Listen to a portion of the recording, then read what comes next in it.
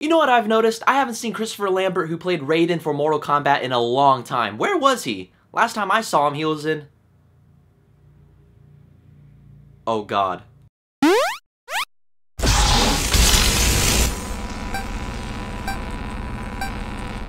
Okay, so Hail Caesar!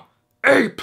Together! Strong! So Hail Caesar follows the story of Capitol Pictures Studios CEO Edward Mannix. He's trying to make sure his studio is in check after one thing after another occurs, which puts more stress on him. After finding out one of his biggest stars is kidnapped from a group called the Future, he must gather whatever information that he can, including ransom money, to get his star back. But while gathering the ransom money, Edward Mannix keeps facing one problem after another, including a young bad actor and a pregnant woman, as he's experiencing an extremely bad day at work. Now, Hail Caesar is another film brought to us by the Coen Brothers, in which they have brought us some extremely memorable films like The Big Lebowski, Fargo, Oh Brother Where Art Thou, Inside Llewyn Davis, No Country for Old Men. The list just keeps going on and on. Because that's just how good of filmmakers they really are. They keep bringing us crazy and unique styled films that shows us how talented they are in every type of genre. And now they're back to their comedy roots with Hail Caesar, and I was super excited because, hey, it's the Coen Brothers, and the trailers looked really funny and interesting. And it turns out Hail Caesar has some good things and plenty of bad things in there as well. Starting off with the good is the acting. Since this is a huge all-star ensemble,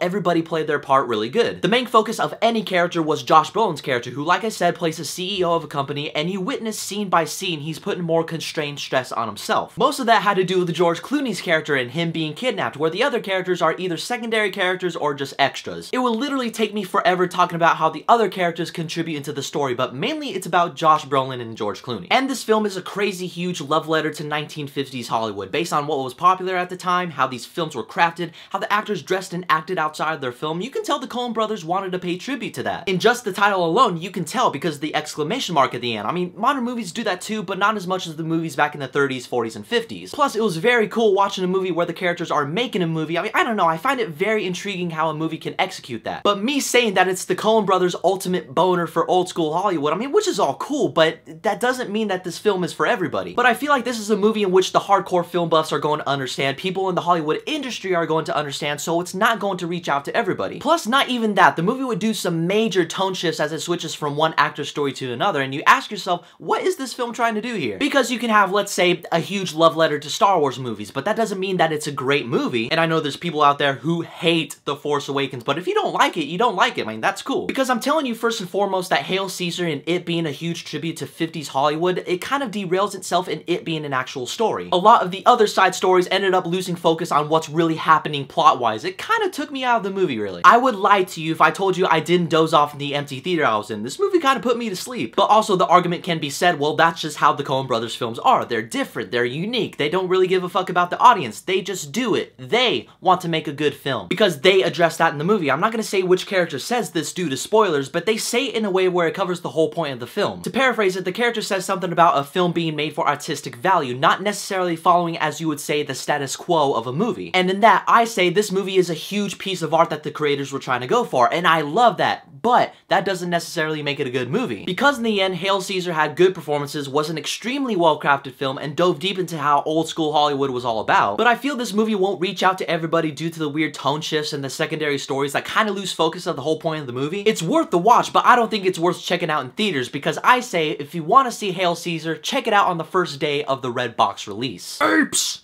Together! Strong!